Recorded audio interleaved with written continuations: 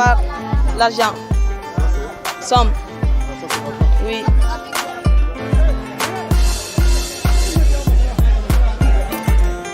Entre le football et l'école, je préfère le football.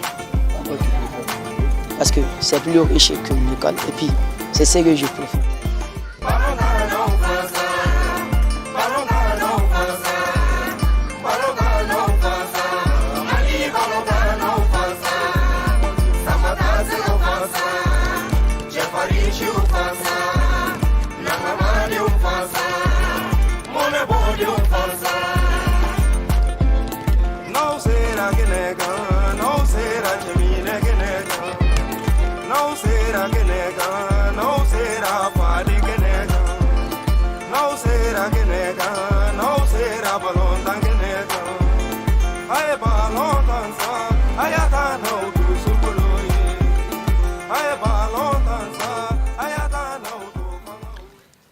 Longtemps considéré comme une terre d'émigration, le Mali connaît aujourd'hui une forme d'exil lié au sport, plus précisément le football.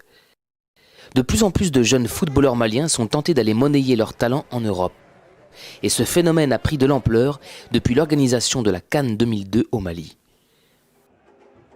Bienvenue à Bamako, berceau du football africain, terre du premier ballon d'or d'Afrique. Bienvenue au pays de la Panthère Noire, Salif Keita alias Domingo.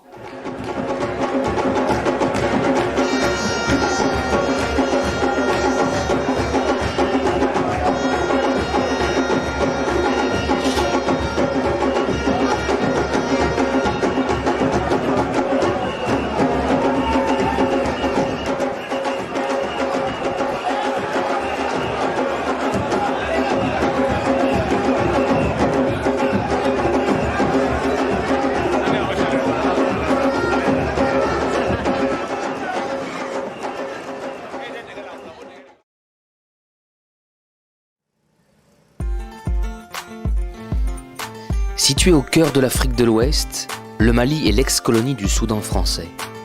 Aujourd'hui en crise, il a longtemps été considéré comme un exemple de démocratie de par sa stabilité politique et son expansion économique. Malgré ce statut de pays émergent, le Mali reste un des pays les plus pauvres au monde aux yeux des observateurs.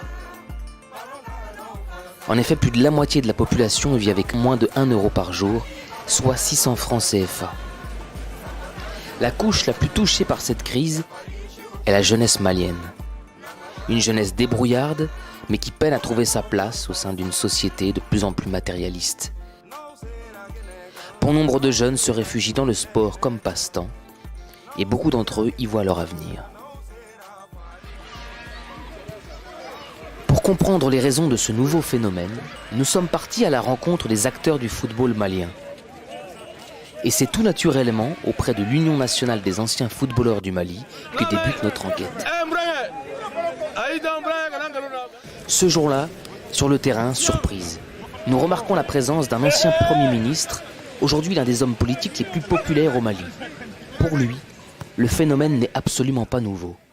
Le phénomène est effectivement très préoccupant, consistant en ces jeunes qui par dizaines, centaines traversent les océans, attirés par l'appât d'une carrière qui puisse leur rapporter de l'argent, mais aussi tombant très facilement dans le piège de gens que j'appelais de vrais requins, qui les exploitent, qui les trompent, qui les induisent en erreur.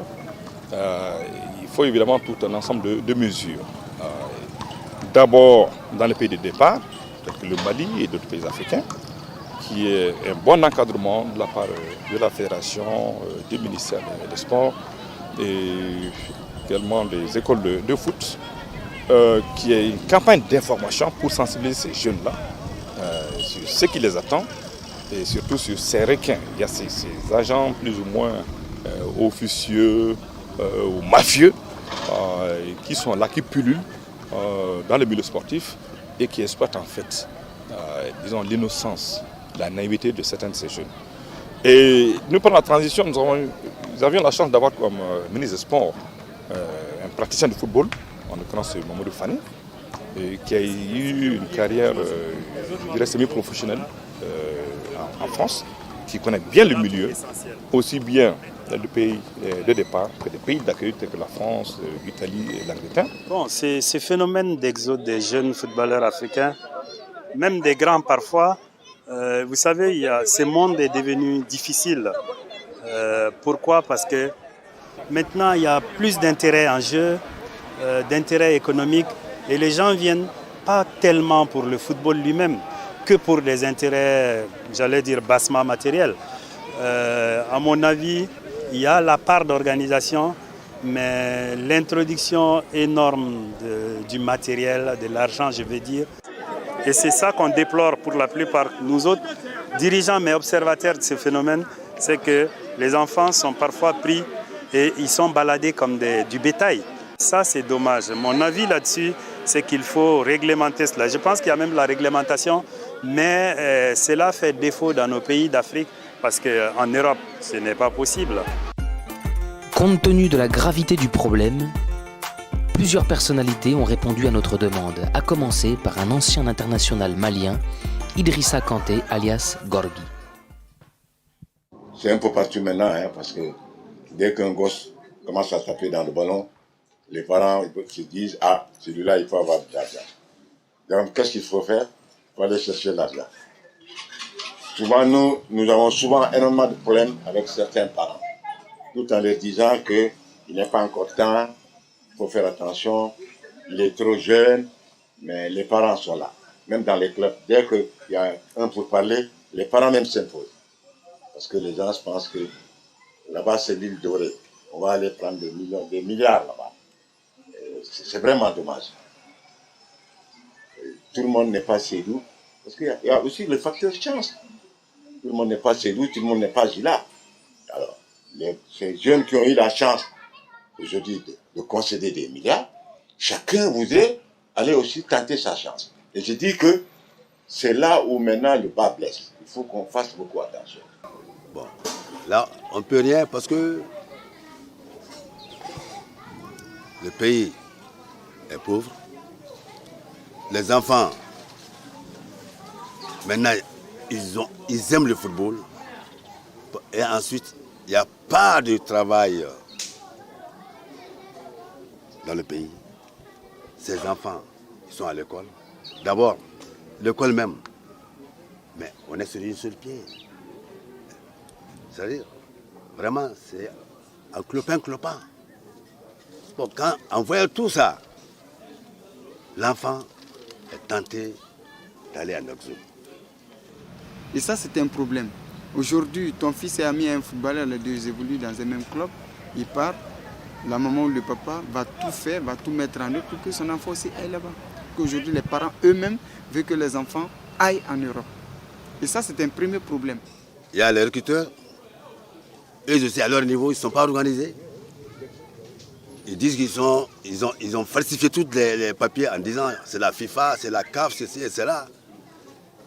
Et ils viennent vraiment embrouiller la population et puis surtout dans la famille, les enfants. Ils leur promettent des choses que vraiment ça n'a rien à voir avec le football. Et ça, c'est d'énormes problèmes pour ceux qui dirigent les clubs parce qu'il y a une sorte de confrontation entre les intérêts.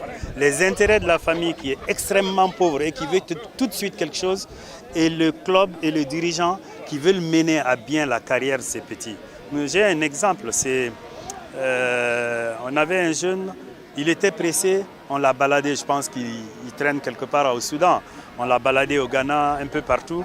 Nous avions voulu attendre qu'il mûrisse, mais ils l'ont fait partir. Mais un agent, vous allez demander maintenant dans le football malien, je pense que c'est valable pour toute l'Afrique, tous les joueurs ont des agents. Et quel agent? Voilà la question.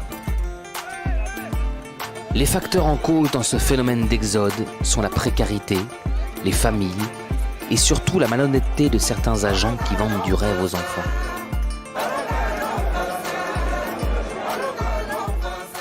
Le Djoliba Athletic Club de Bamako, un club mythique, le plus populaire et le plus structuré de la capitale malienne. Ici, beaucoup de joueurs évoluant dans les championnats français ont été formés. En présence de l'ancien international Sékou Fatamadi Diarra, figure emblématique du club, nous pouvons approcher les dirigeants et les interroger sur cette problématique. Au pays des aveugles, les bornes sont rois. Le Djoliba, ce n'est pas pour nous vanter, nous sommes les seuls peut-être à pouvoir donner le minimum vital à un joueur au Mali. Ça, je le dis sans détour. Ce que nous donnons, ça ne suffit pas. La carrière d'un footballeur, ça s'arrête au bout de quelques années.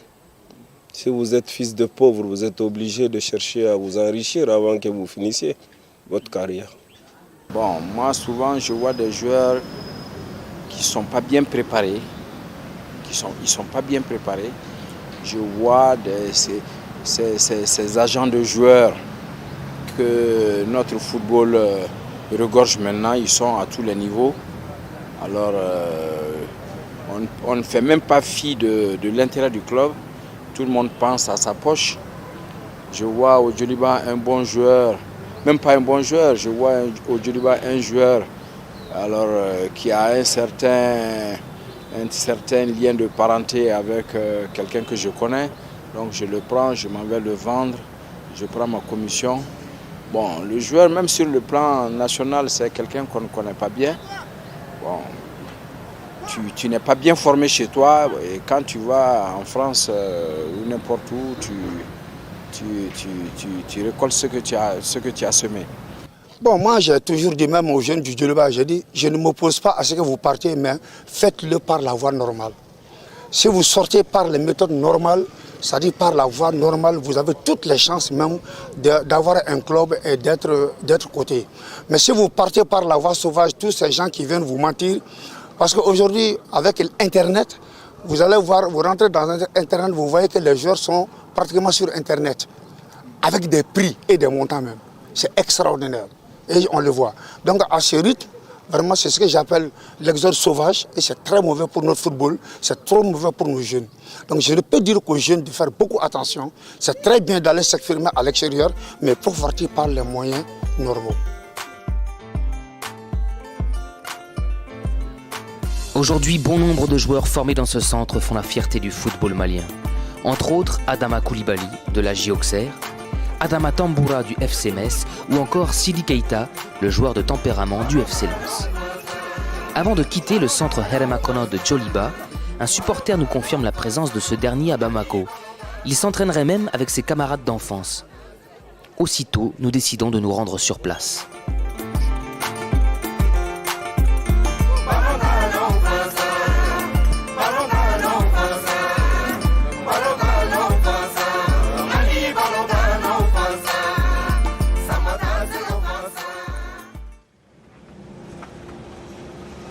Bolibana, un des quartiers populaires de Bamako. À notre arrivée, nous sommes témoins d'une drôle de scène. Une benne squattée en plein milieu de l'aire de jeu, ce qui n'est pas du tout du goût des organisateurs, en premier lieu l'international malien du Racing Club de Lens, Sidi Yaya Keita. À la mi-temps, impossible pour nous de partir sans lui poser quelques questions sur sa présence ici.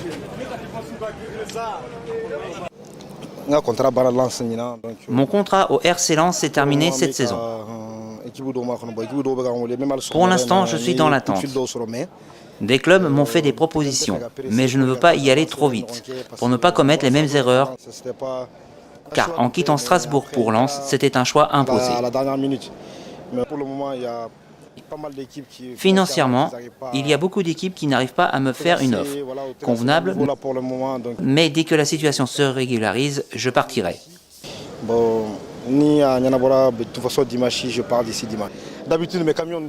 D'habitude, ce camion n'est pas là. Mais malheureusement, tous les enfants commencent dans ces conditions. Mais il ne faut pas perdre espoir. Ceux-ci sont mes amis. Nous n'avons pas la chance d'aller dans un centre de formation. Nous apprenons à jouer dans ces conditions. S'ils veulent partir, qu'ils continuent à travailler. Du courage, il en faut. Choqués par les images, nous laissons Sidi Yaya et ses amis continuer leur partie. Une question nous interpelle, celle de la politique infrastructurelle et matérielle sportive au Mali. La jeunesse malienne manque-t-elle d'espace de jeu? Les clubs bénéficient-ils de l'aide des autorités? Pour en avoir le cœur net, le lendemain, avec l'accord du promoteur d'un centre de formation Africa Foot, Nous visitons le centre. Sur ce même terrain s'entraîne également l'un des clubs phares de Bamako. Il s'agit du club olympique de Bamako, le COB. Un terrain non gazonné, des conditions d'entraînement approximatives, de nombreux ballons en fin de vie, aux grandes dames de l'éducateur. Bon, le rêve des jeunes, c'est d'être professionnel et jouer avec l'équipe nationale du pays. Ça, c'est le vrai problème. D'abord, nos équipes, ce n'est pas des équipes professionnelles, c'est des équipes amateurs. Ça, c'est le problème familial aussi, il y a ça. Par exemple, chez nous, il y a des gosses que le président même paie leurs cotisations, frais de cotisation et leurs instructions dans les écoles. Quand ils sont blessés, c'est le président qui s'occupe souvent des situations comme ça. De faire que quand une famille a ça, les jeunes, ils veulent tous partir. Mais on est obligé de leur mettre quelque chose sur place pour qu'ils puissent, pour leur faire garder un peu. Bon, il y a certains travaux on ne peut pas faire. On est obligé de nous limiter à certains niveaux. Il y a des niveaux, on ne peut pas atteindre ça. C'est à cause de ça qu'on dit que c'est au niveau du professionnalisme qu'on va atteindre. Mais chez nous, au niveau de l'Africa Foot, les petits moyens qu'on a, on est en train de mettre en place pour que l'équipe puisse progresser rapidement.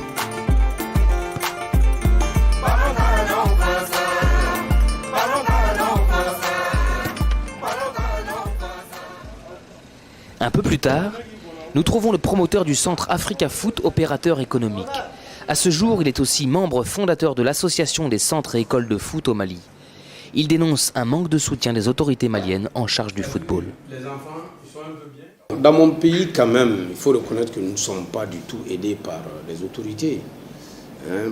On n'est pas du tout. On le fait par plaisir parce que ça nous plaît. On a créé notre association. On n'est pas aidé par les structures, dès que ce soit l'État, que ce soit la fédération, que ce soit la Ligue. Non, on a écrit, on a tout fait. Parce que les jeunes, tant que tu n'es pas affilié à la fédération, tu ne peux pas avoir une licence pour les centres de formation. Or, les centres de formation, depuis Pupi, il faut que l'enfant ait sa licence pour pouvoir jouer, c'est un passeport pour lui. Ça le suit. Tout ce qu'on fait là pour diminuer les âges ou bien augmenter les âges, ça va éviter tout ça. Donc depuis le bas âge, il a une licence qui le suit, c'est son passeport qu'on ne peut plus changer. Donc nous, on a essayé de démontrer ça, de s'occuper du football à la base, de nous aider, de nous reconnaître, de mettre dans les statuts. Au Mali aujourd'hui, il n'y a pas de formation solide parce qu'il n'y a pas de championnat au niveau national de football des jeunes. Même dans le district de Bamako, je le dis parce que c'est moi qui l'ai fait. Ça fait une dizaine d'années que je finance le championnat de cadets et juniors dans le district de Bamako, avec la Ligue de Bamako. C'est tout. C'est le seul championnat que les enfants ont depuis 10 ans, sinon ils n'en ont pas. Bon, ensuite on dit le Mali, ça ne joue pas, ça ne marche pas, on est éliminé, c'est normal. C'est le reflet même de la politique du sport. C'est le reflet de la politique du gouvernement. Autrement dit, mais je vous dis un exemple. La Coupe ATT, les enfants, tous les enfants du pays ont participé.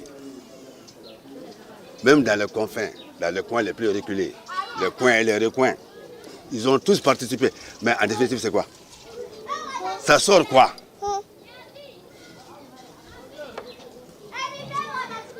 Ça ne sort de rien. On n'a rien vu.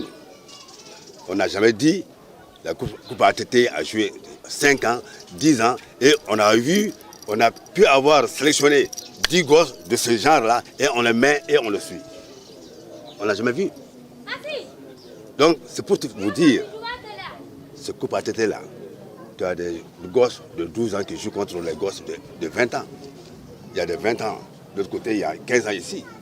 En quinconce, ça ne peut pas progresser. Il y a des âges. Il faut trier. J'ai été voir Youssouf à Angers au mois d'avril. Mais j'avoue que quand il m'a amené visiter les infrastructures dans cette ville, mais j'ai eu l'impression, j'avais comme l'impression de diminuer mon âge encore pour avoir ma jeunesse et prouver encore que le football, c'est les infrastructures. Parce que vous avez vu également, l'autre jour, on a été voir un petit match à côté, non loin de chez moi. Vous avez vu avec quelle peine, mais avec quel enthousiasme, quel courage les jeunes Maliens ils aiment le football. Soit il y en a qui le font à pieds nus, souvent il y en a qui le font avec des chaussures non adaptées. Et vraiment, moi je vous dis, en France et dans les pays européens, il y a vraiment de quoi rêver faire un bel avenir. Voilà. Afin de mieux illustrer ce phénomène d'exode, nous suivons un jeune candidat. Nous l'appelons Isma. À 18 ans, Isma ambitionne de regagner la France afin d'accomplir son rêve le plus cher, devenir footballeur professionnel. Voici Isma en plein préparatif à quelques heures d'un derby de quartier. Ici, il est considéré comme une star locale, un garçon pétri de talent dont l'avenir passe forcément par le foot. D'ailleurs, au cours du match, remporté par Isma et son équipe, nous pouvons mesurer ses qualités techniques. Mais sont-elles suffisantes pour faire carrière en Europe ? Le lendemain du match, nous retrouvons Isma entouré par sa famille, en pleine réflexion sur son prochain départ. Nous en profitons pour recueillir le sentiment des uns et des autres sur ce projet, à commencer par l'intéressé lui-même. Bon, ma mère, elle m'encourage, mais même si elle ne me le montre pas, elle ne veut pas que j'aille plus du côté foot. Elle veut que ça marche d'un côté ou de l'autre. Mais jamais elle me dit joue au foot, c'est ça qui est bien. Mais voilà, je sais, si je réussis, elle va bien aimer ça. Mais elle ne veut pas que j'aille plus côté foot. Si je ne réussis pas, ce serait un peu du gaspillage. Qu'il étudie, c'est mon souhait. Mais si sa réussite dépend du football, alors je l'encourage. Il y a des personnes qui n'ont jamais été à l'école, mais grâce au foot, elles sont devenues milliardaires. Chacun son destin. L'homme propose, Dieu dispose. Prions que le bon Dieu lui préserve un bon avenir, c'est tout. Je pense qu'il doit aller en France pour évoluer, parce que c'est son rêve et on doit l'encourager. Puis voilà.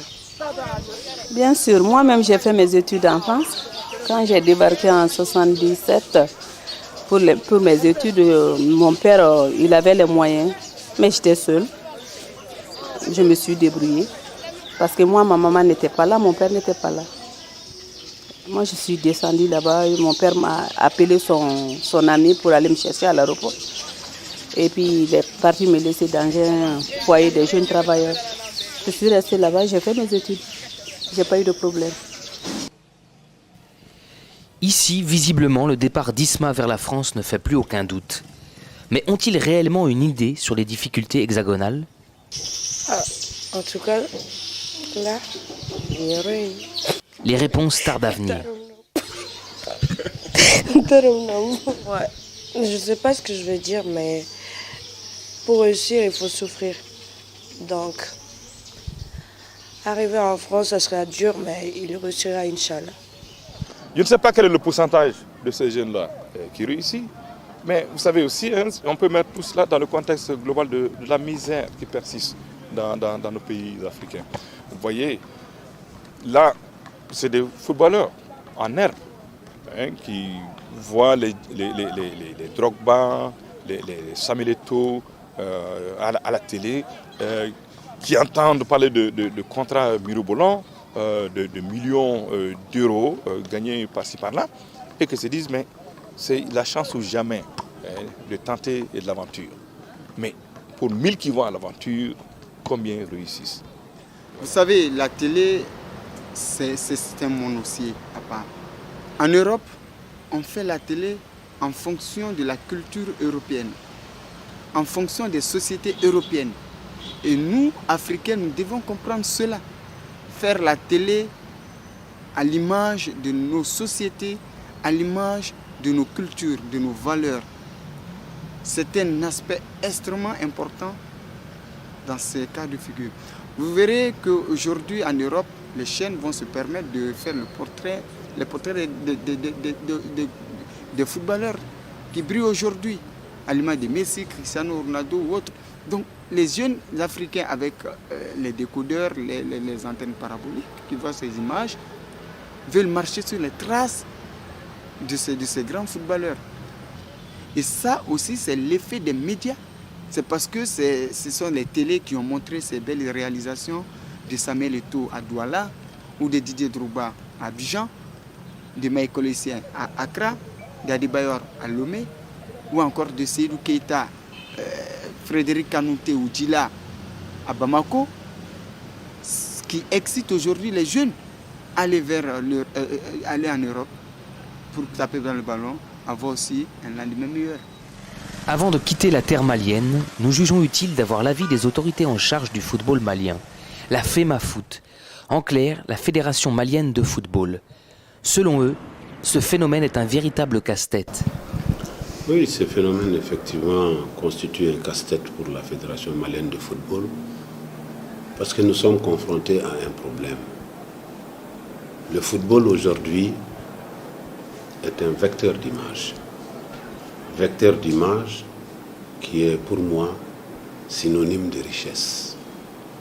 Richesse sur le plan matériel, richesse sur le plan développement de la jeunesse et richesse par rapport au pays qui gagne en crédibilité.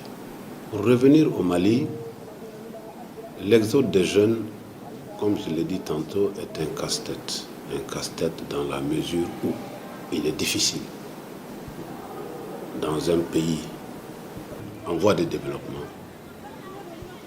de retenir des enfants qui sont approchés par-ci, par-là, par des agents, des joueurs, qui leur fait miroiter le paradis en Europe. Ils trompent leur conscience, ils trompent la conscience des parents. Ils partent souvent avec ces jeunes pour en faire une marchandise. C'est promener de marché en marché, de Barbès jusqu'à Montpellier, pour dire voilà un jeune qui va faire le bonheur. Ensuite, qu'est-ce qui se passe? Il n'arrive pas à placer ses enfants, après ça devient un problème énorme, même pour retourner chez eux. Donc nous combattons vigoureusement cette situation. Donc j'avoue que, comme il l'a dit, on ne peut pas les empêcher de partir. Nous ne sommes même pas un pays émergent, nous sommes un pays pauvre, il faut le dire. Donc pour un enfant qui a le talent, qui ne parvient pas à manger 3 fois par jour, mais qui sait s'exprimer sur le terrain de football, il voit un expatrié qui vient lui dire « Viens, je t'amène ». Ici, il ne gagne même pas 200 000 francs CFA. Ça fait moins de 300 €, 200 000. Alors, on va lui faire croire que quand il va avoir des millions, il va aller. J'avoue que des gardes sont en train d'être mis. La FIFA, et en collaboration avec les fédérations nationales, en font beaucoup, mais ça ne freine pas l'hémorragie. Si aujourd'hui la pauvreté, le matérialisme, l'ignorance de la famille ou encore les médias sont à l'origine de ce nouveau mode migratoire, selon une étude, seulement 1% des jeunes aventuriers arrivent à réaliser leurs rêves, intégrer un club professionnel.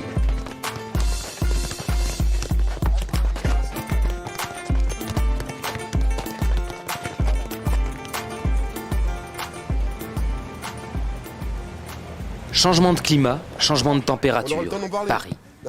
Loin de Bamako, la capitale malienne, nous sommes ici à Fleury-Mérogis, en présence d'une équipe de banlieue parisienne qui évolue dans le championnat de France amateur. Dans le vestiaire, nous trouvons Jean-Patrick, entraîneur des jeunes du club, un éducateur passionné par son métier. Ce jour-là, justement, entouré de ses assistants, il tente de résoudre le cas de 2 jeunes joueurs, dont un Sénégalais et un Malien. 2 jeunes, arrivés depuis un petit moment dans le club, mais leur situation administrative pose problème. D'après Jean-Patrick, la situation serait récurrente en région parisienne. Je vais prendre un exemple. Je me rappelle, il y a quelques années, j'étais entraîneur à Bretigny et j'avais un ami. Son fils est devenu footballeur professionnel à l'AS Nancy-Lorraine. Ce monsieur, le papa de ce joueur, a eu le président de son club, qui est un très bon club de la région parisienne, et qui lui a donné des billets d'avion pour aller chercher des joueurs en Afrique. Avec les profils. Je veux ça, ça, ça. Et il est parti, mon ami, il est parti chercher des joueurs. Les joueurs, je les ai vus après. Ils ont joué contre moi, je les ai vus. Et voilà, ça c'est pas possible.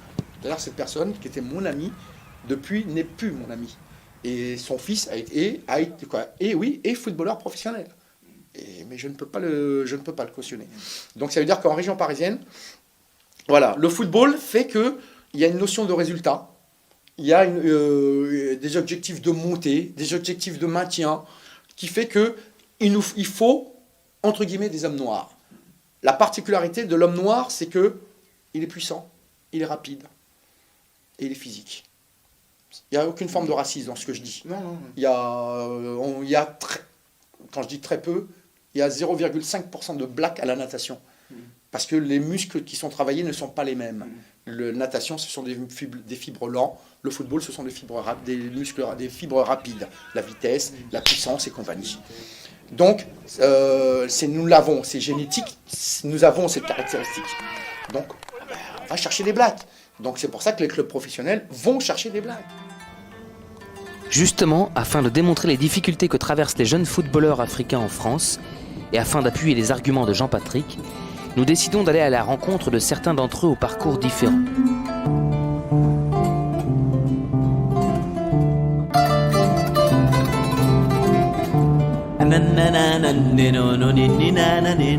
Nous commençons par la Sarthe, pour trouver Draman Koulibaly. Il fut l'un des tout premiers jeunes internationaux maliens à évoluer avec l'Olympique de Marseille et à passer par Laval, Nîmes, Guignon, Tours. À son actif, plusieurs compétitions internationales avec le Mali. Le football français n'a plus aucun secret pour lui. Ensuite, à Bordeaux, nous allons rendre visite à Cheikh Soumaré, jeune retraité selon ses propres termes, qui après avoir sillonné les 4 coins de l'Hexagone à la recherche d'un club, s'est résolu à faire une croix sur le football et à se reconvertir en véritable conducteur de tramway. Une profession loin, très loin de ses ambitions d'exilé. Pour finir, nous retournons à Paris-Vincennes chez Boubacar Keïta, élu par ses pairs comme l'un des meilleurs portiers dans le mondial des jeunes en 1999 à Lagos, derrière Iker Casillas du Real Madrid. Il a connu plusieurs sélections avec l'équipe nationale du Mali. Pisté par quelques clubs français, c'est à Valenciennes qu'il découvre le championnat français, puis à Ouaskal, avant que les problèmes administratifs et des blessures récurrentes ne l'éloignent du terrain. Je suis issu du centre de formation de Salif, donc j'ai été formé là-bas. À savoir que la chance qu'on avait comparé aux autres jeunes joueurs qui évoluaient toujours au Mali et dans des clubs, c'est que nous, d'une part, il y avait plus d'appui sur les fonctionnements d'ici, parce qu'il y avait aussi une sorte de jumelage entre l'OM et puis le centre de formation. Puisque Salif, il est déjà passé par l'OM et tout au Saint-Etienne. Donc, ils ont demandé à ce qu'il envoie 2 de ses meilleurs joueurs. Donc, ils nous ont choisi, nous, Sédou et moi. Donc, on est parti à l'OM comme ça, au centre. Voilà. La motivation, elle est simple. J'ai connu presque toutes les sélections.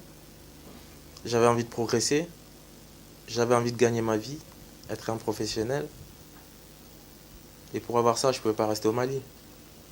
Pas en Afrique. Il fallait que je vienne en Europe. Et avant de venir en Europe, je suis parti aux States. J'ai vu que là-bas, je ne pouvais pas gagner ma vie comme je le voulais. Et donc, je suis venu ici, c'était pour gagner ma vie, pour avoir ce que tout footballeur professionnel rêve d'avoir. Une belle vie, de l'argent. D'accord. Et mettre mes parents dans des bonnes conditions. puis voilà. Ouais. C'est vrai que moi, au moment où je quittais le Mali, j'étais vraiment bien au Djoliba. J'étais même premier capitaine, vice-capitaine à mon époque. Je jouais titulaire, c'est indiscutable. Mais c'est vrai que quand tu vois des jeunes aussi qui venaient tous les vacances avec des belles voitures, des beaux habits, on est un peu tenté par... Alors que dans la vie, chacun a sa chance.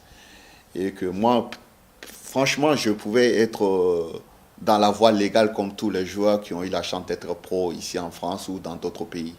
Bon, malheureusement, j'ai réfléchi aussi dans une situation. Moi, j'avais mal au genou. Bon, le club n'était pas 100% au courant parce que ma blessure, je l'ai contactée en dehors du club. Quand je suis venu en vacances en France et que j'ai vu que j'ai l'opportunité de me soigner déjà à la base, c'est parti de là.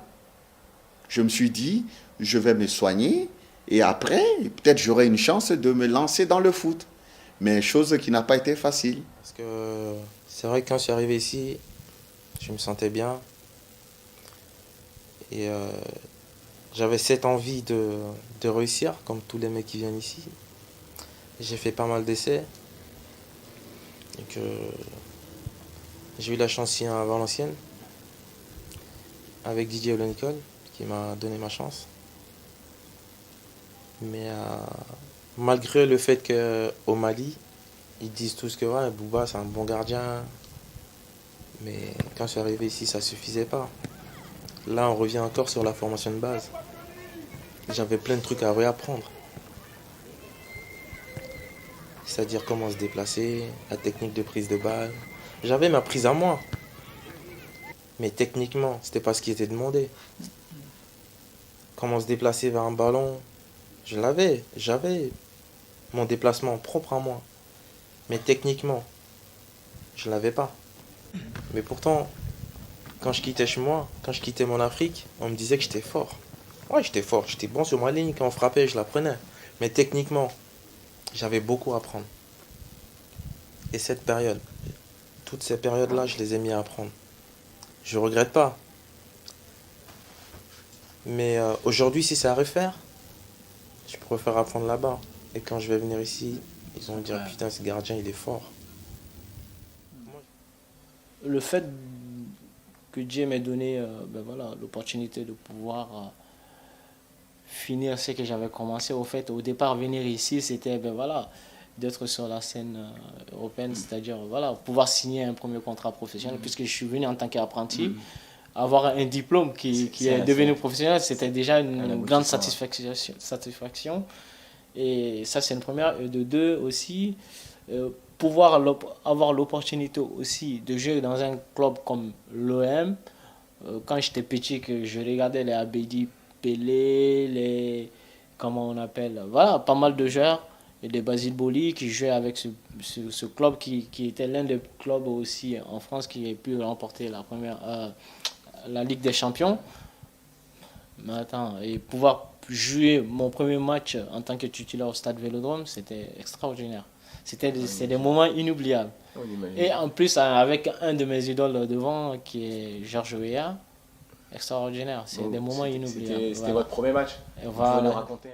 Si c'était des moments inoubliables pour certains, pour d'autres, c'était tout simplement le début des galères. Je pensais que dès que tu quittes l'Afrique pour venir en France, ça y est, ta vie est finie. Pour moi, on pensait que la France était l'Eldorado. Tu arrives en France, tu ramasses de l'argent par terre, tu vas dans n'importe quel club, tu signes pro, du jour au lendemain, c'est loin de là. Il y a déjà un premier obstacle qui fait que beaucoup de gens ont d'énormes problèmes ici. Ça, déjà, il faut vivre en France dans une situation régulière. Il y a une carte de séjour pour les étrangers qui atteste ta présence et t'ouvrir des droits. Et chose que nous, on ignore en Afrique. Donc, ça a été un premier obstacle pour moi. Donc, vraiment, j'ai passé des moments difficiles à courir de gauche à droite pour régulariser ma situation. L'exemple le plus près de moi est Demba, qui jouait... donc, Demba est arrivé en France l'année dernière. Donc, un de mes joueurs me l'a présenté. Les caractéristiques de footballeur, j'ai trouvé que c'était un très très bon footballeur, il n'y a pas de problème là-dessus. Mais sa situation personnelle était préoccupante, puisqu'il est arrivé et il n'avait pas de papier. Mais j'ai décidé de le prendre avec nous au club. On a fait une collecte au niveau des joueurs. J'ai demandé aux joueurs de me donner tout ce qu'ils avaient chez eux, qui leur appartenait mais qu'ils ne portaient plus. Donc c'est chose qui a été faite. Je me suis moi rapproché d'une association sur Massy pour voir comment ça se passait pour essayer de le régulariser. On m'a soumis la solution de le marier. Et les administrations qui m'ont dit de le marier. C'était la solution la plus rapide. Et on en a parlé et on a dit non, c'était pas possible. La plupart des Maliens savent un peu l'histoire de Salif lui-même. Quand on a dit comme quoi il a sauté dans l'avion, il est venu à l'aéroport, rentrer dans un taxi, dire que ben voilà, je pars à Saint-Étienne. Amène-moi à Saint-Étienne, arrivé là-bas, on ne l'attendait pas, mais par contre, ben voilà, il est arrivé, c'est qui est arrivé, je veux dire, voilà, il est devenu. Mais on n'a pas tous la même chance que Salif. Et ce n'est pas les mêmes époques. Bon, à notre époque, on avait plus de chances parce que rentrer en France, c'était pas difficile. On n'avait pas besoin de prendre un visa à l'ambassade de France. C'est plutôt la sécurité malienne qui donnait les visas. Donc on est parti comme ça à l'aventure. Moi, en fait, quand je partais, c'était pas pour jouer au football. Comme je vous ai dit, je venais de subir une opération au genou et j'ai pu jouer quand même en première division. J'avais un très bon job ici. J'étais caissier à l'ambassade américaine à l'époque. Je me suis dit, bon, je vais aller m'inscrire à l'Institut britannique de langue à la Sorbonne à Paris pour parfaire mon anglais et puis rentrer au Mali. Bon, j'avais quand même un petit bagage de footballeur quand je suis arrivé. Je voulais profiter du football pour pouvoir arriver à mes fins. Effectivement, j'ai fait un test à cet institut. Bon, malheureusement, je n'ai pas eu le nombre de points qu'il fallait pour être inscrit. Mais comme j'avais été recommandé en partant d'ici à un ancien entraîneur français, Lucien Chasseron, qui a entraîné Lyon et qui a même joué là-bas aussi.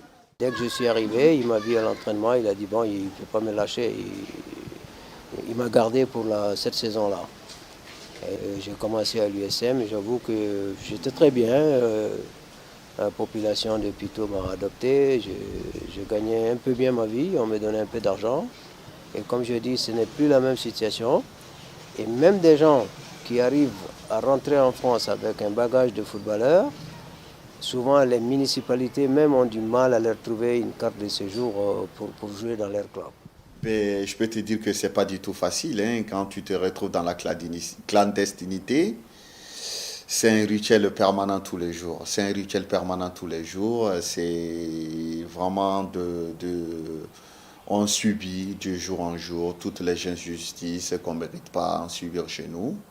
D'autant plus que c'est un phénomène qui n'existe pas en Afrique. Et quand tu viens d'Afrique, pour toi, avec la solidarité et la générosité qu'il y a chez nous, on ne peut pas imaginer que pour marcher, il te faut une carte de séjour, pour travailler, il te faut une carte de séjour.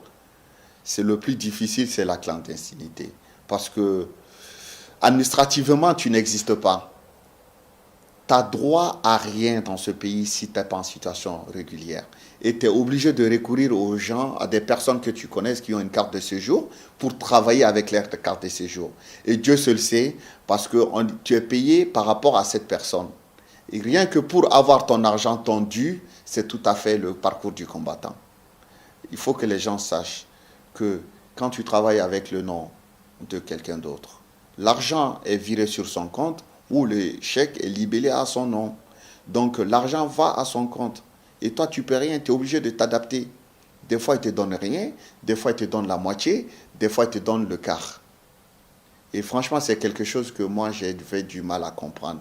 Mais c'est la réalité de ce pays. Et on n'a pas le choix. Donc quand je suis arrivé ici, à Valenciennes, c'était de la formation, mais quand j'ai été à Ouaskal, j'ai eu ma chance de jouer quelques matchs. Mais à chaque fois que j'enchaînais les matchs, les douleurs revenaient. Et ma deuxième année à Ouaskal, ils n'ont pas renouvelé mon contrat. J'étais en fin de contrat et mon titre de séjour, il est expiré. Ils n'ont pas voulu renouveler mon titre de séjour. Bah, dans ce cas, ça m'a bloqué. Je pouvais plus signer dans un club. Donc c'est comme si j'étais en situation irrégulière. Et pourtant, je suis pas arrivé en France en situation irrégulière. Mais voilà, j'avais pas de contrat.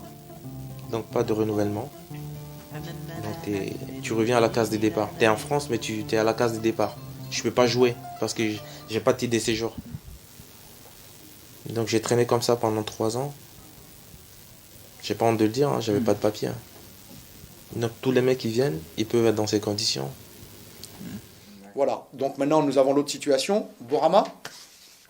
Donc Bourama m'a été présenté il s'entraîne avec nous il y a près de 2 mois. Mais maintenant, un garçon comme Bourama, il faut automatiquement une lettre de sortie internationale, étant donné qu'il a été licencié au pays. Il faut savoir que pour avoir cette lettre de sortie internationale, des membres de la fédération, que ce soit Sénégal, Mali, Côte d'Ivoire, tout ce qu'on veut, ça se rémunère. Moi, personnellement, je ne peux pas rentrer dans ce business de appeler la fédération, voir avec une telle personne pour avoir les papiers. On me l'a dit, on me l'a dit, Jean-Pat, hein, on peut régler ce problème très très vite, mais il faut payer. C'est en plein cœur de Paris et en toute transparence que Bourama, ce jeune international malien dont parlait Jean-Patrick, a accepté de nous parler de sa situation. Cela fait déjà 2 ans que Bourama est arrivé en France dans l'espoir de faire une carrière professionnelle. Avant d'arriver, j'avais des contacts avec certains agents et aussi des amis. Mais malheureusement, la saison était terminée. À la reprise, je pensais que les choses allaient s'améliorer. Mais elles se sont au contraire compliquées. C'est à ce moment-là que j'ai compris que j'avais fait une erreur. Car je suis venu en France trop rapidement. Et voilà le résultat, je me retrouve dans cette situation. Franchement, ça c'est des choses, on a eu, que ce soit moi ou d'autres footballeurs, on a eu à aider pas mal de jeunes qui arrivent comme ça précocement dans des situations pas possibles. Déjà, en quittant le Mali de soi-même, tu as brûlé déjà pas mal d'étapes. Tu viens, on ne te connaît pas, tu es jeune, tu viens d'où? Tu as fait quoi? Oui, j'ai joué avec l'équipe junior du Djoliba. C'est quoi le Djoliba? Ils n'en savent rien souvent, ici. Ils ne voient pas de match là-bas ni rien. Alors des fois, même si tu as quelqu'un qui pourrait t'emmener dans un club faire des essais, c'est même pas évident. Pourquoi c'est pas évident? Parce que chaque club, déjà, ils ont leurs recruteurs. C'est-à-dire qu'ils sont censés aller dans les compétitions internationales, à savoir aller chercher les jeunes. Comme je viens de te dire, nous qui avons déjà su sortir du lot au Mali, arriver sur place, on a vu qu'il y avait pas mal de carences quand même. On avait pas mal de choses à apprendre encore. À plus forte raison, tu n'as pas pu t'opposer au niveau national, viens pas au niveau international en Europe et en espérant faire quelque chose de ta vie. Bon, en football, il n'y a qu'un seul langage, que ce soit en Russie, que ce soit en Chine, que ce soit aux États-Unis. Le bon joueur, tout de suite, quand tu le vois, tu le sors du lot. Et puis, bon, donc les gens ici, ils partent très très mal préparés. Si bien qu'une fois arrivé en France, on est confronté à des surprises. Voilà. Bon, dans un premier temps, j'étais chez mon oncle à Bondy, je le remercie, en la personne de M. Mohamed Salioun Kamara. Et après, j'étais en colocation à Aubervilliers parce que je n'avais pas le choix, je ne pouvais pas retourner. J'avais déjà entamé mes démarches pour me soigner. Donc, je faisais des petits boulots à côté. C'est-à-dire, j'étais vigile, agent de sécurité communément, comme on dit. Donc, j'ai travaillé dans pas mal de carrefours, à Chambourcy dans le 78, à Montigny dans le 95, à Villiers-sur-Marne dans le 77. J'ai fait pas mal d'Auchan et après aussi, j'ai passé des périodes aussi où j'ai été livreur de pizza à Paris, chez Pizza Hut. Donc, ben voilà, j'ai survécu à tous ces petits soucis. Je suis fier vraiment de mon parcours. Ça m'a permis d'ouvrir mes yeux. Mais je peux vous rassurer que ça n'a pas été vraiment quelque chose de facile pour moi. Je me rappelle d'un exemple d'un joueur que j'étais éducateur à Bretigny. Et ce garçon-là, il jouait au Paris Saint-Germain à l'époque. Un garçon avec qui je suis toujours en contact. C'est un Ivoirien. Et son père était prêt à me vendre son fils. Son fils joue au Paris Saint-Germain et il est venu jouer dans mon petit club amateur de Bretigny. Mais le fils avait été pétri de qualité. C'est un garçon qui est de la génération de Sacco, de Loris Arnaud, Chantôme. Il jouait avec eux, mais il était meilleur qu'eux. Mais lui, il n'est pas passé. Tous les autres sont passés. Tous les garçons de cette génération-là sont passés, sauf lui. Là, il joue en France, il joue en national. Mais ça avait le niveau L1. Mais sans problème. Chantôme joue. Si Chantôme joue, c'est pas possible qu'il ne joue pas. C'est pas possible. Et il n'est pas passé. Parce que, agent véreux, papa véreux, qui disent que la France ou l'Europe c'est le Dorado. Ça, c'est faux. En France, les garçons, déjà nous-mêmes, qui sommes en règle ici en France, on souffre. Alors imaginez-vous, voilà, c'est incroyable, ça m'agace, parce qu'on souffre, nous, on est déjà noirs, mais même nous, noirs. En situation régulière, on souffre. Alors comment veux-tu ne pas souffrir en étant en situation irrégulière? C'est pas possible. Justement, par rapport à ça, c'est ça le malheur. Parce que quand ils partent, pratiquement la fédération n'est pas au courant. Parfois, le club, il n'est pas au courant. C'est une histoire qui s'arrange au niveau de la famille. Au niveau de l'agent qui est à côté, en train de dire, moi, je peux faire ceci, je peux faire cela. Malheureusement, ils ne peuvent rien. Quelqu'un qui va sans adresse, comment on peut l'identifier? C'est là la question.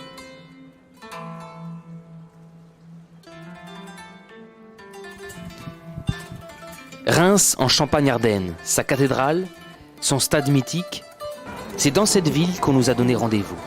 Souvenez-vous, à Bamako, nous avons rencontré le jeune Isma qui rêvait de regagner la France afin d'y poursuivre une carrière professionnelle.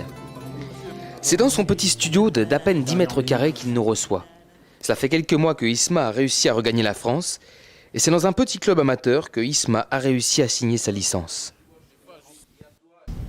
Pour moi, intégrer les clubs de Ligue 2 nationale, moi, je croyais que c'était des trucs faciles. La Ligue 1, je me disais, j'avais pas du tout ça en tête, tu vois. Mais je trouve que c'est un peu pareil. Tous les niveaux, ils sont pareils. Ici, les clubs de grand niveau, c'est pas facile d'intégrer. Ouais. D'autant plus que si tu fais pas la formation depuis tout petit dans le club, et c'est vraiment difficile d'intégrer les clubs d'ici. C'est l'âge qui fait que je peux pas, vu que maintenant j'ai 19 ans, c'est fini pour les centres de formation. C'est juste trouver des essais, et voilà quoi. J'ai envoyé des CV à Tours, à Arles-Avignon, et voilà, et dernièrement je l'ai fait à Châteauroux. Et puis il n'y a pas encore de réponse quoi. C'est sûr ils vont pas répondre parce que sur le CV il n'y a que des clubs maliens là-dessus. Donc eux ils connaissent pas les clubs maliens. Ouais. Et ça va être un peu difficile. Même si dans le club que je suis, c'est moi qui l'ai payé pour jouer. Ah bon? Ouais, j'ai payé ma licence au fait. Et ici tu dois payer ta licence. Pour après ils te donnent des affaires du club. Moi au début j'avais dit non pour payer, je me voyais pas du tout payer une licence pour jouer au foot. À la base, je veux me faire payer moi. Exactement. Ici, je paye le club. Donc, c'était pas dans ta conception. Voilà Mali, quoi. Ça a été une grande déception de ce côté-là. Par exemple, j'ai vu un agent, il me dit pour intégrer un centre de formation pro, il faut que je modifie mon âge, tout ça. Je lui ai dit c'est plus possible. Après, ça jouera sur mes diplômes, tout ça. Et s'ils veulent vraiment faire du foot, il faut qu'ils viennent plus jeunes ici, ou soit de continuer à jouer au Mali dans leur club principal et de percer avec l'équipe nationale. Et voilà quoi. Et ils se feront repérer vite fait. Voilà. C'était vraiment pas facile. Si c'était à refaire, je le referais pas du tout. Sauf miracle, pour Isma, le rêve de carrière professionnelle et de fortune serait mission difficile. Mais peu importe, pour lui, l'objectif est presque atteint. En attendant que le miracle se produise, Isma continue à explorer l'univers mythique du stade rémois. Comme le dit Isma, les clubs maliens et africains en général ont beaucoup à faire.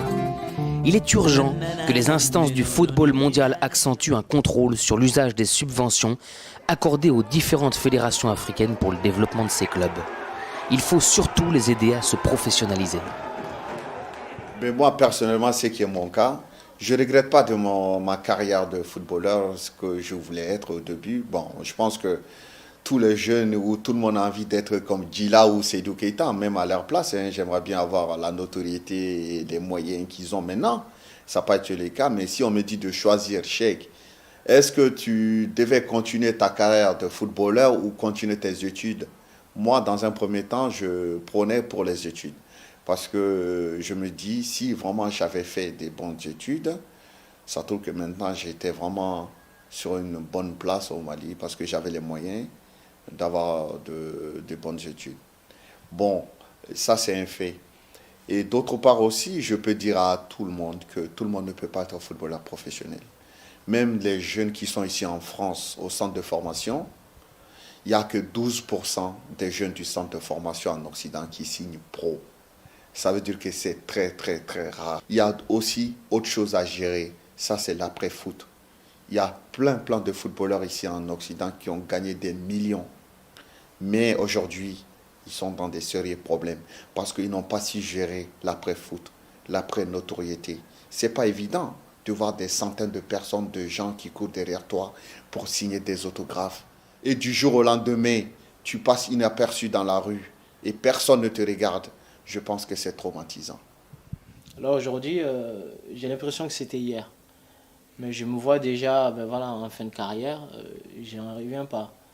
Donc tout ce que je peux dire, c'est que c'est quelque chose d'intense et de bref, quoi, en fait. Ça passe trop vite. Je veux dire, rare des footballeurs qui arrivent à 36 ans. D'accord ? 36 ans, c'est très très jeune. Après 36 ans, qu'est-ce qu'on peut faire ?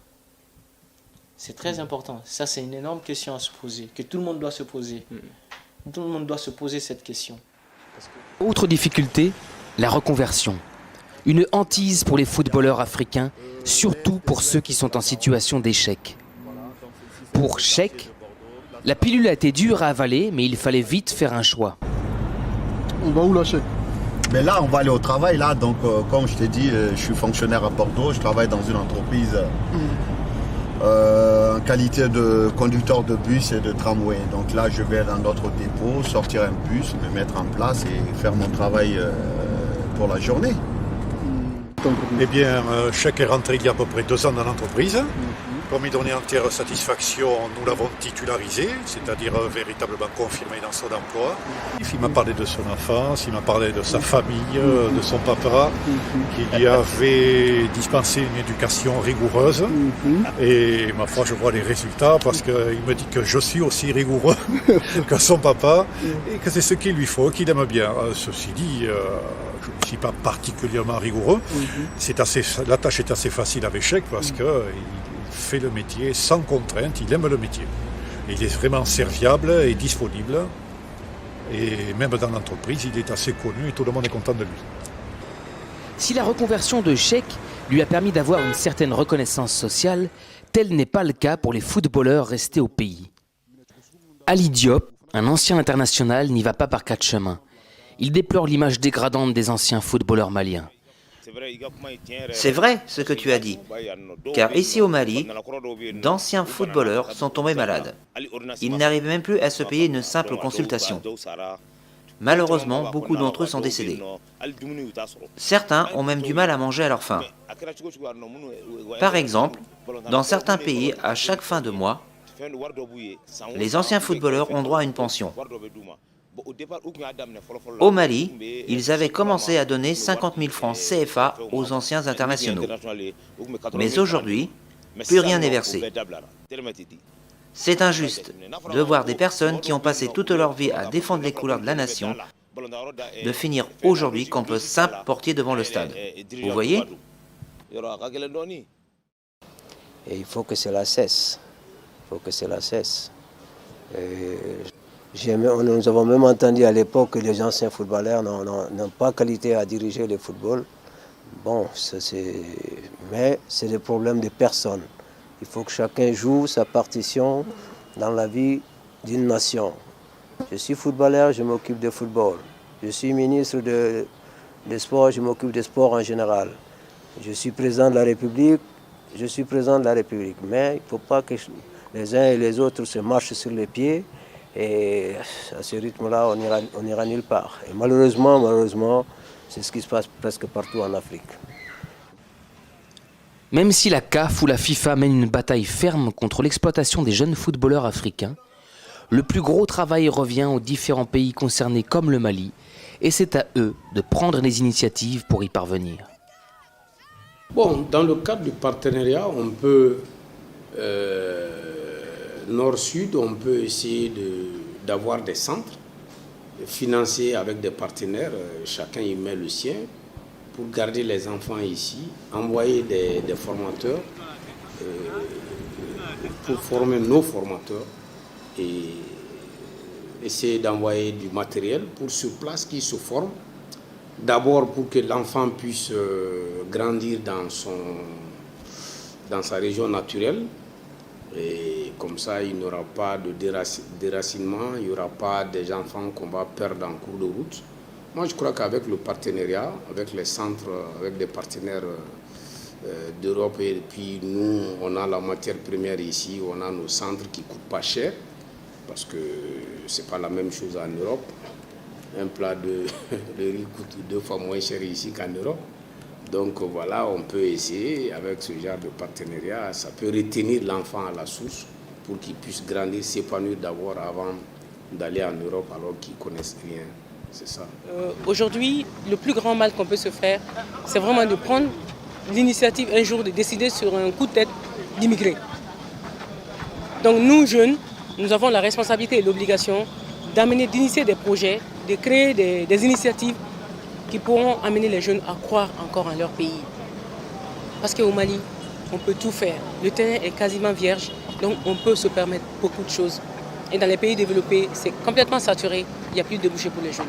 Et il est important aujourd'hui que l'ensemble des parties prenantes, les gouvernements, les fédérations, les écoles de foot, les clubs professionnels de ces pays européens, que la FIFA, que tout le monde s'engage pour que ces jeunes cessent d'être la proie de ces requins. Vous voyez, un pays qui se vide de sa jeunesse, c'est un pays qui voit l'horizon se boucher devant lui.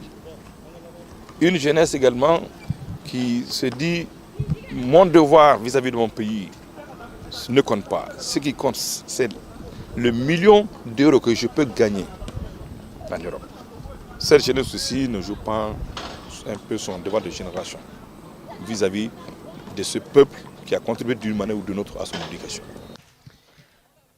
Face à cette situation, quels conseils pouvons-nous donner aux jeunes? Mes conseils, très simple. Les familles, je veux qu'ils suivent leurs enfants. Il faut être à l'écoute des enfants. La tendre enfance est très très importante. Un enfant, c'est le bonhomme de demain. Il faut le suivre, lui donner des conseils. Et lorsque il atteigne un certain âge, qu'il rentre dans une école de football ou dans un centre de football, et que vraiment, qu'il doit être suivi. Et ça, je vous dis également, au Mali ici, il n'y a uniquement qu'un centre de recrutement. Je ne vois pas un centre de formation. Il y en a pour les recruter. Ils recrutent, mais sans former la base. Et c'est ça, notre désolation. Avant de partir, où que ce soit dans ce monde, les familles doivent comprendre qu'elles doivent passer par la fédération, qui est tout simplement un catalyseur pour pouvoir suivre mieux ces enfants-là. Et je demande à ces enfants de faire attention. On ne va pas comme ça à l'aventure, c'est pour se créer des ennuis plus graves qu'étant même au pays. Donc il faut que les parents comprennent que les enfants maintenant, les envoyer jouer en France sans club, sans agent, c'est dérisoire, c'est pas normal, c'est les envoyer à l'abattoir. Ils ont tous envie d'être des professionnels parce que c'est le miroir, ça. aux Alouettes peut-être, mais il faut qu'ils travaillent. C'est une invite au travail, à beaucoup de sérieux, que ce soit dans le football ou dans d'autres domaines. Je pense qu'il faut plus de travail, plus d'abnégation, plus de sérieux et de respect de l'autre naturellement, parce que c'est un des fondamentaux de notre culture, le respect dû à l'aîné. Ça va faire rire en Occident, mais ce qu'on appelle bénédiction chez nous, ça s'acquiert auprès des aînés. Quand vous êtes là à leur pied, vous faites ce qu'ils veulent, ils font des bénédictions, on a l'impression que ça n'apporte pas, mais nous, psychologiquement, sur ce plan, on peut être très fort si on accepte ces choses-là. Merci. La bénédiction. C'est justement cela qui permet aujourd'hui à de nombreux jeunes comme Isma ou Bourama de croire encore en leur destin et de braver la difficulté de la vie occidentale. Mais pour combien de temps ? Nul ne saurait répondre. Simplement, nous pouvons dire que le jour où les actes prendront le pouvoir sur les paroles, que l'humanisme prendra le dessus sur le matérialisme et que l'égocentrisme disparaîtra, ce jour-là, les stades africains vibreront peut-être de nouveau au son des applaudissements, pas de danse et ovations de ses supporters.